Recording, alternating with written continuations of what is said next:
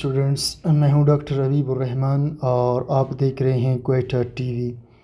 Students, आज हमारा electrochemistry का नेक्स्ट लेक्चर है, लेक्चर नंबर 15 का।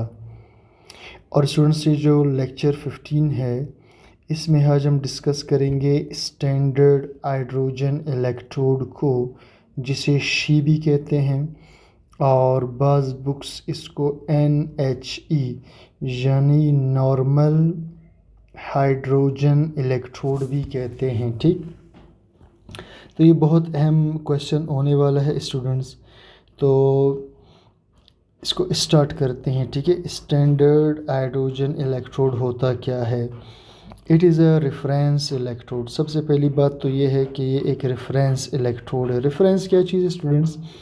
जैसे कार्बन एक रेफरेंस है बाकी एटमों का वज़न निकालने के लिए। जैसे हम स्टूडेंट्स जब पढ़ रहे होते हैं रिलेटिव एटॉमिक मास, और रिलेटिव एटॉमिक मास में हम एक तरफ कार्बन 12 को और दूसरी तरफ एक अननोन एटम को रखते हैं और कार्बन के मास से अननोन के मास को निकालते हैं, तो कार्बन को हम रेफरेंस या स्टैंडर्ड कहते हैं। बिल्कुल इसी तरह ये जो स्टैंडर्ड हाइड्रोजन इलेक्ट्रोड है, ये बाकी इलेक्ट्रोड्स को नापने के लिए स्टैंडर्ड है। ठीक है, जैसे कार्बन एक रेफरेंस है बाकी एटमों का वज़न निकालने के लिए, इसी तरह शी के ज़रिए बाकी इलेक्ट्रोड्स का इलेक्ट्रोड पोटेंशियल निकालते हैं। इलेक्ट्रोड पोटेंशियल का मतलब है कि उसमें इलेक्ट्रॉन लेने या देने की कितनी सलाहियत है। It is also called normal hydrogen electrode. It is used eight STP। In STP नहीं स्टूडेंट्स, आप इसे लिखेंगे एट STP, यानी 1 एटमॉस्फेरिक प्रेशर पर और 1 मोलर सोल्यूशन में और 25 डिग्री सेंटीग्रेड पर। तो इस 3 कंडीशंस को स्टूडेंट्स हम कहते हैं STP। ठीक है, इसे हम कहते हैं जी एट STP। तो इसको हम यूज़ करते हैं, यानी जितने वैल्यूज़ हम निकालेंगे वो STP पर निकालेंगे। तो अब स्टूडेंट्स इसका कंस्ट्रक्शन क्या है, इसको पहले हम छोड़कर डायरेक्ट आते हैं जी इसका डायग्राम बनाने पर। ठीक है, डायग्राम बनाएंगे तो सारी चीज़ें इंशाल्लाह ख़ुद बहुत क्लियर हो जाएंगी। अब स्टूडेंट्स मैं क्या करता हूँ जी, मैं क्या करता हूँ, यहाँ पर मैं हाइड्रोजन इलेक्ट्रोड को बनाने की कोशिश करता हूँ। ठीक है, देखिए जी, यहाँ पर मैंने एक बर्तन लिया, ये मैंने एक बर्तन ले लिया यहाँ पर स्टूडेंट्स, ये ठीक है। अब इस बर्तन में स्टूडेंट्स मैं क्या करता हूँ कि मैं यहाँ पर एक प्लाटीनियम का फॉयल लगा लेता हूँ, सॉरी प्लाटीनियम का वायर लगा लेता हूँ। ठीक है, ये मैंने इसके अंदर एक प्लाटीनियम का वायर लगा दिया। ठीक है, ये रेड कलर का जो मैं बना रहा हूँ ये प्लाटीनियम वायर है, इसे मैंने अब आगे चलकर इस्तेमाल करना है। ठीक, ये स्टूडेंट्स ठीक है, ये प्लाटीनियम वायर है, इसे मैंने यूज़ करना है। इस प्लाटीनियम वायर का जो अगला सिरा होगा स्टूडेंट्स, ठीक है, ये वाला, इसके आगे मैं एक प्लाटीनियम का फॉयल लगा लेता हूँ। फॉयल का मतलब है जैसे मेटल का प्लेट होता है उसको हम फॉयल कहते हैं, किसी मेटल के प्लेट को हम कहते हैं फॉयल। ठीक है, तो मैं इधर प्लाटीनियम का एक फॉयल लगा लेता हूँ, ये भी सारे का सारा प्लाटीनियम का बना हुआ होगा। ठीक है, मैं ज़रा इसे भी रेड कर देता हूँ ताकि बात ज़रा क्लियर हो जाए। ठीक है, अच्छा जी स्टूडेंट्स, अब ये जो इसके आगे का हिस्सा होगा स्टूडेंट्स, ये वाला, ठीक है, जैसे ये वाला, ठीक है, यहाँ प्लाटीनियम का पाउडर चिपका हुआ होता है इलेक्ट्रोलाइसिस के ज़रिए और वो ब्लैक कलर का होता है। ठीक है, मैं यहाँ पर इसको बना लेता हूँ, तो इस पर ब्लैक कलर में प्लाटीनियम पाउडर चिपका हुआ होता है। ब्लैक कलर का प्लाटीनियम पाउडर चिपका हुआ होगा यहाँ पर। ठीक है, इस इलेक्ट्रोड के ऊपर। अब स्टूडेंट्स, आप पूरा प्लाटीनियम का पूरा प्लेट भी ले सकते हैं, या बेशक नीचे आप कोई और कोई चीज़ लेकर, कोई सबस्ट्रेट लेकर उस पर प्लाटीनियम पाउडर को चिपका देंगे, तब भी आपका काम ऐसा ही चल जाएगा। ठीक है, तो ये मैंने इसके ऊपर ये स्टूडेंट्स, मैं इसको ज़रा मेंशन कर दूँ, ये जो है ब्लैक पाउडर्ड यानी पाउडर फॉर्म में प्लाटीनियम है, ठीक है, इसके ऊपर चिपका हुआ है। और इसे इलेक्ट्रोलाइसिस के ज़रिए स्टूडेंट्स, इलेक्ट्रोलिटिक सेल मैंने पढ़ाया है, आप लेक्चर देख लेना। इलेक्ट्रोलिटिक सेल में ये बात हम डिस्कस करते हैं कि किस तरह एक मेटल के ऊपर दूसरे मेटल को चिपकाया जाता है, ठीक। और ये स्टूडेंट्स इसका प्लाटीनियम का वायर है, ये प्लाटीनियम का वायर है। और ये तो लाजमी बात है जी, बीकर होगा, ठीक, ये बीकर है। अच्छा जी स्टूडेंट्स, इसके अलावा हम क्या करते हैं जी, इस बीकर के अंदर एक सॉल्यूशन लेते हैं, ठीक है। इस बीकर के अंदर हम एक सॉल्यूशन लेते हैं और ये जो सॉल्यूशन होगा स्टूडेंट्स, ये होगा 1 मोलर HCl का सॉल्यूशन, ठीक है। 1 मोलर का मतलब क्या है, 1 मोल का।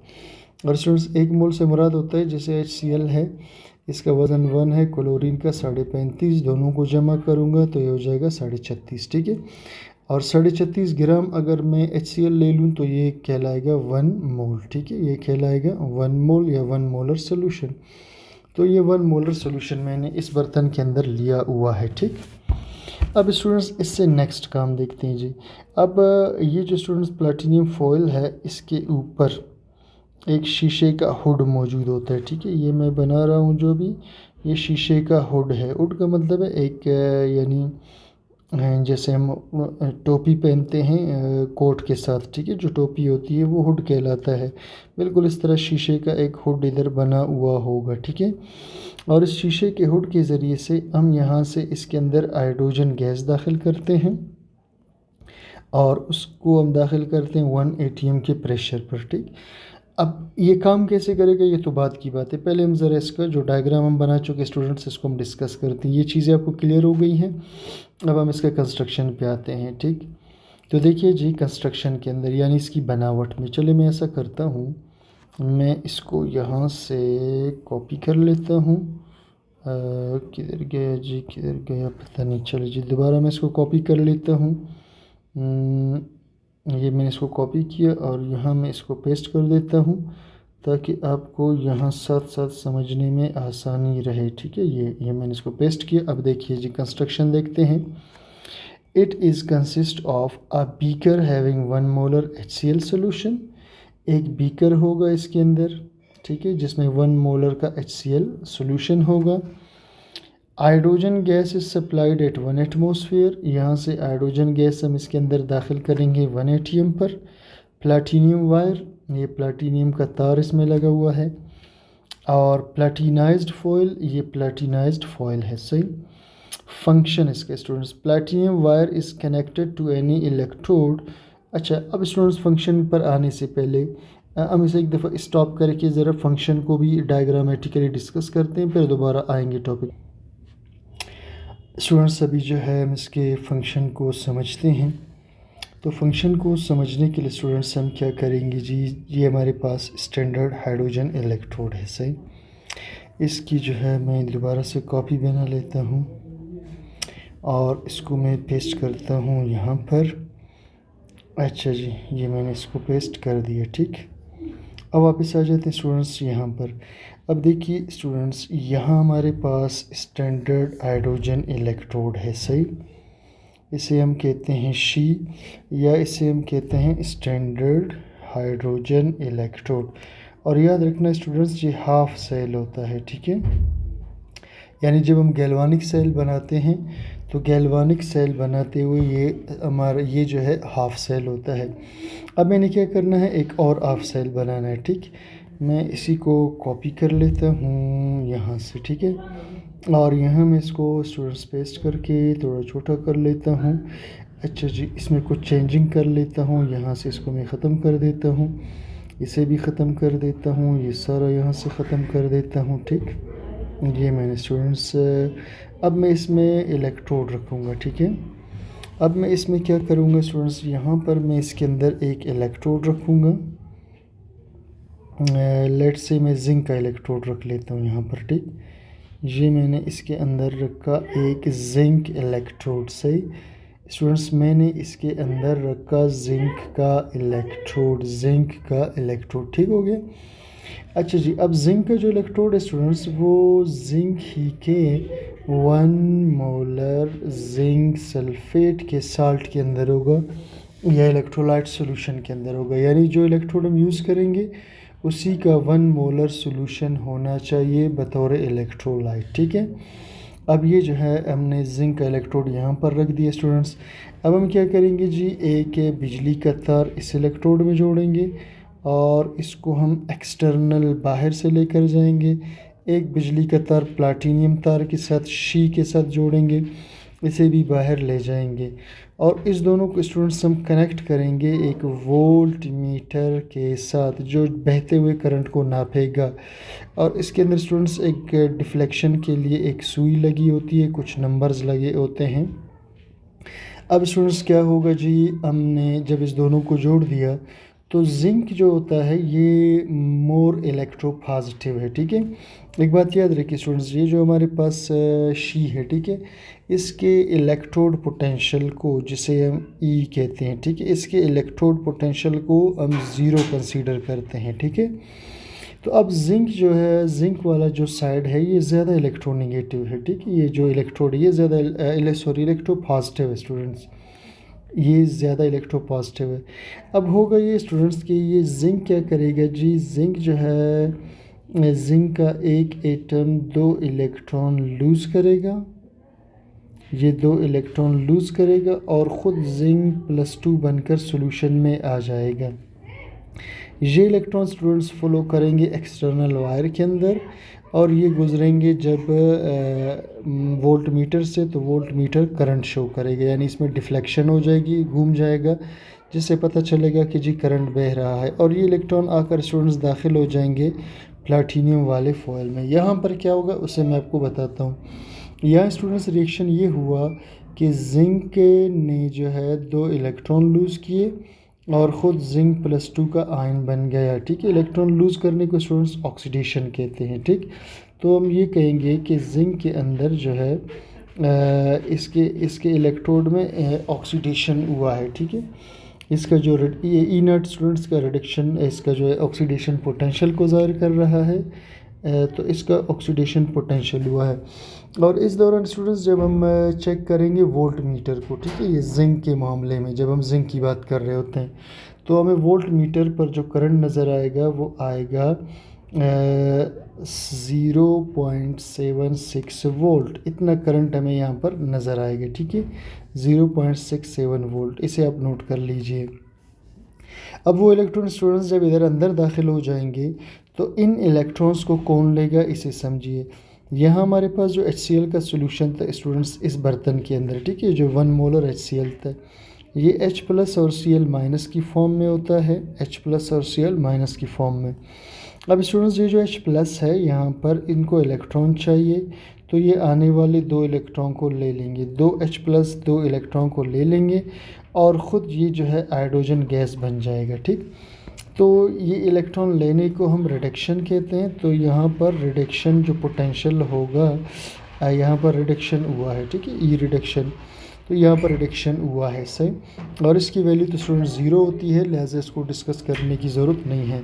अब एज अ होल क्या हुआ, ठीक है, एज अ होल क्या काम हुआ इसको हम थोड़ा सा समझते हैं। ठीक है, इस पूरे सेल के अंदर क्या हुआ, हाफ सेल ये था, हाफ सेल ये था, दोनों सेल को मिला करके हम इसे चेक करते हैं। तो E0 सेल, यानी अभी हमने रिडक्शन पोटेंशियल या ऑक्सीडेशन पोटेंशियल या सेल पोटेंशियल को निकालना है। ठीक है, तो इसका फार्मूला होता है कि या तो पहले आप ऑक्सीडेशन को लिख दो प्लस उसके साथ आप रिडक्शन को लिख दो, या मर्ज़ी है पहले रिडक्शन को लिखो ऑक्सीडेशन को लिखो। ठीक, अब ऑक्सीडेशन के वक्त स्टूडेंट्स कितना करंट पैदा हुआ था, ये हुआ था +0.76 वोल्ट, और रिडक्शन जो है वो हाइड्रोजन शी में हुआ है और शी की वैल्यू को हम 0 कंसीडर करते हैं, तो यहाँ पर मैं 0.00 वोल्ट लिखूँगा। तो मेरे पास जो सेल पोटेंशियल आएगा, ये तो 0 है, तो ये मेरे पास सेल पोटेंशियल आएगा 0.67 वोल्ट। ठीक है, 0.67 वोल्ट, तो सेल पोटेंशियल का जो टोटल करंट है वो होगा 0.76 वोल्ट। क्लियर हुआ स्टूडेंट्स। और स्टूडेंट्स चले जी, तो अब हम इस फंक्शन को थोड़ा सा डिस्कस करते हैं। देखिए जी, platinum wire is connected to any electrode, then there are 2 possibilities. हम प्लैटिनियम के इलेक्ट्रोड को जोड़ते हैं किसी और इलेक्ट्रोड से, तो हमारे पास 2 इम्कानात होंगे।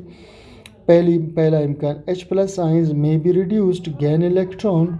ये जो हाइड्रोजन आयंस है स्टूडेंट्स ये इलेक्ट्रॉन को ले लेंगे, ठीक है, ये ले लेंगे और रिड्यूस हो जाएंगे। दूसरा इम्कान क्या हो सकता है, हाइड्रोजन गैस में भी ऑक्सीडाइज हो सकता है, हाइड्रोजन गैस ऑक्सीडाइज हो जाए यानी इलेक्ट्रॉन लूज़ कर दे। वो लूज़ कैसे करेंगे स्टूडेंट्स, वो मैं भी आपको अगले डायग्राम में समझाने वाला हूँ, ठीक। अच्छा जी, value of SHE is taken as zero, और शी की वैल्यू हमेशा ज़ीरो होगी, ठीक है। अब हम आते हैं दूसरे डायग्राम पर, ठीक है। यहाँ पर मैं आपको अब कॉपर का इलेक्ट्रोड कनेक्ट करके दिखाता हूँ, ठीक है। यहाँ मैं क्या करता हूँ जी, बिल्कुल इसको मैं ज़रा कॉपी करके थोड़ा सा इसमें चेंजिंग कर लूँगा, इसको कॉपी करके। अच्छा जी, इसमें मैं थोड़ी चेंजिंग करूँगा ताकि मैं इसे कॉपर इलेक्ट्रोड के तौर पे यूज़ कर सकूँ। ये मैंने स्टूडेंट्स ले लिया। अब मैं क्या करता हूँ, यहाँ जिंक के बजाय मैं ले लेता हूँ कॉपर का इलेक्ट्रोड, यहाँ पर सही, और जिंक सल्फेट के सॉल्यूशन की जगह कॉपर सल्फेट का सॉल्यूशन ले लेता हूँ। बाकी सारी चीज़ें इसी तरह छोड़ता हूँ, ठीक। अब मैं क्या करता हूँ स्टूडेंट्स, यहाँ पर एक वोल्ट मीटर ले लेता हूँ, वोल्ट मीटर, ठीक है, इधर। और इस वोल्ट मीटर को मैंने कनेक्ट करना है प्लैटिनियम वायर के साथ। अब स्टूडेंट्स इस केस में ये जो कॉपर है ये ज़्यादा इलेक्ट्रोनेगेटिव है, यानी इलेक्ट्रॉन को खींचता है, ठीक है। तो कॉपर क्या करेगा जी, इलेक्ट्रॉन खींचेगा, इलेक्ट्रॉन खींचेगा। तो एक कॉपर के प्लस आयंस जो सॉल्यूशन के अंदर होते हैं, सल्फेट और प्लस आयंस, ये क्या करेंगे, ये जाएंगे इस कॉपर के इलेक्ट्रोड पर, आने वाले इलेक्ट्रॉन को ले लेंगे, ठीक है, आने वाले इलेक्ट्रॉन को ले लेंगे। तो यहाँ इस हाफ सेल के अंदर कॉपर +2 जो है वो इलेक्ट्रॉन को ले रहा है और कॉपर में चेंज हो रहा है। तो यहाँ पर स्टूडेंट्स रिडक्शन का प्रोसेस हो रहा है। तो हम कहेंगे कि जी यहाँ पर रिडक्शन पोटेंशियल जो है हमारे पास आ रहा है। अब रिडक्शन पोटेंशियल की वैल्यू को जब हम चेक करते हैं स्टूडेंट्स, ये होता है 0.34 वोल्ट। कितना होता है जी, 0.34 वोल्ट रिडक्शन पोटेंशियल की वैल्यू, ठीक है। तो रिडक्शन पोटेंशियल की वैल्यू हमारे पास होती है 0.34 वोल्ट, और ये जो है इसे भी हम प्लस में ले लेते हैं, माइनस में भी ले सकते हैं, माइनस प्लस में इसकी वैल्यू सेम रहेगी, ये स्टूडेंट्स बात याद रखिएगा, ठीक है। रिडक्शन के वक्त ये प्लस में होगी। अगर मैं इसको उल्टा कर दूं यानी मैं ऑक्सीडेशन लिख दूं तो फिर ये वैल्यू मुझे माइनस में लेना होगा, बस इतनी सी बात है। अब इधर शी में क्या होगा स्टूडेंट्स, शी में होगा ये कि ये हाइड्रोजन इधर आ जाएंगे और हाइड्रोजन यहाँ पर वैसे इक्विलिब्रियम में होते हैं स्टूडेंट्स, ठीक है। इसके अंदर जो है हाइड्रोजन इक्विलिब्रियम में होते हैं। असल में होता ये है कि ये जो प्लैटिनियम के एटम्स होते हैं इनके बीच में हाइड्रोजन के मॉलिक्यूल्स ट्रैप होते हैं, और फिर बाहर इसके चूँकि सॉल्यूशन मौजूद है तो हाइड्रोजन यहाँ पर मुसलसल इलेक्ट्रॉन लूज़ करके H+ बन रहा होता है, और फिर सॉल्यूशंस में से H+ अंदर जाकर इलेक्ट्रॉन ले रहे होते हैं। तो एक इक्विलिब्रियम वैसे चल रहा होता है। लेकिन जब हम इसे किसी वोल्ट मीटर के साथ कनेक्ट करते हैं, वोल्ट मीटर के साथ कनेक्ट करते हैं, अब इधर स्टूडेंट्स कॉपर चूँकि ज़्यादा इलेक्ट्रोनेगेटिव, इलेक्ट्रॉन खींचेगा, तो फिर वो क्या करेगा, यहाँ से इलेक्ट्रॉन को खींचेगा यहाँ प्लैटिनियम वायर से, और बिल आखिर यहाँ से इलेक्ट्रॉन जाएंगे, ठीक है, सॉल्यूशन में से। अब यहाँ पर होगा ये स्टूडेंट्स के ये जो हाइड्रोजन गैस है ये ऑक्सीडाइज हो जाएगा, अपने इलेक्ट्रॉन्स लूज़ करेगा और ख़ुद 2H+ बन जाएगा। इसके जो इलेक्ट्रॉन लूज़ हुए स्टूडेंट्स इसको हम ऑक्सीडेशन कहते हैं। तो यहाँ पर होगा ऑक्सीडेशन, ठीक है, इलेक्ट्रोड यानी ऑक्सीडेशन पोटेंशियल इसका देखेंगे तो इसका हम ऑक्सीडेशन पोटेंशियल 0 लेते हैं, ठीक है। तो ये इलेक्ट्रॉन यहाँ से स्टूडेंट्स से सॉल्यूशन में से यानी यहाँ पर जो हाइड्रोजन थे इन्होंने क्या कर दिया जी, 2H+ बन गए और इलेक्ट्रॉन उन्होंने दे दिया इस फॉइल को, और यहाँ से इलेक्ट्रॉन फिर फ्लो करते हुए बाहर गए और कॉपर के अंदर इंटर हो गए, ठीक है।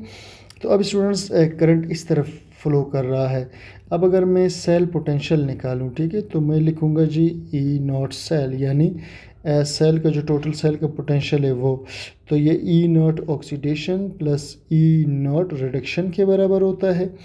अब स्टूडेंट्स E0 सेल यानी सेल का जो पोटेंशियल है, ऑक्सीडेशन यहाँ पर 0 है तो इसे मैं 0 ले लूँगा, प्लस रिडक्शन मेरे पास 0.34 वोल्ट है, तो मेरे पास जो सेल पोटेंशियल आएगा ये तो 0 है, लिहाजा मेरे पास सेल पोटेंशियल होगा 0.34 वोल्ट, ठीक है। तो इस वक्त सेल का पोटेंशियल होगा 0.34 वोल्ट। अब आ जाइए स्टूडेंट्स आगे बढ़ते हैं, ठीक है।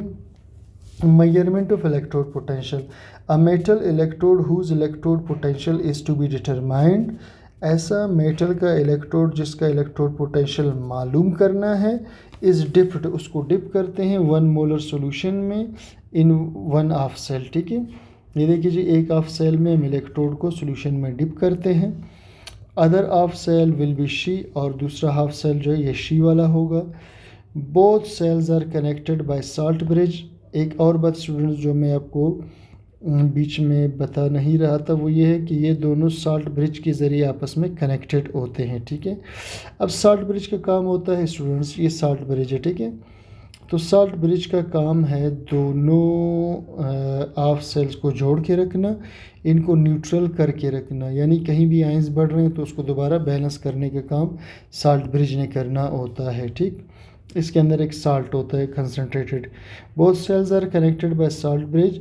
Volt meter is connected between 2 electrodes. 2 electrodes के दरमियान हमने वोल्ट मीटर जोड़ा होता है to measure the following current, ताकि इसके ज़रिए हम करंट के बहने को मालूम कर सके।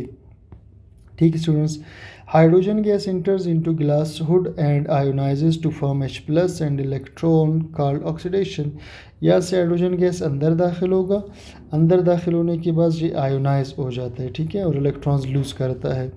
But when H+ ions migrate from solution to platinum strip and gain electron, then reduction occurs. लेकिन यही अगर यहाँ पर जो है चले जाएं और बाहर से आने वाले इलेक्ट्रॉन को ले ले तो रिडक्शन भी हो सकता है इसके अंदर।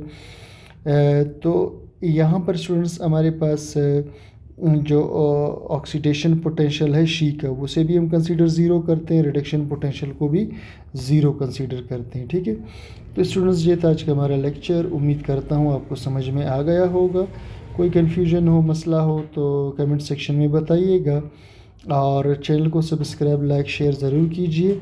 और ऑनलाइन क्लासेस के लिए स्टूडेंट्स आप इस नंबर पर कांटेक्ट कर सकते हैं। Thank you for watching.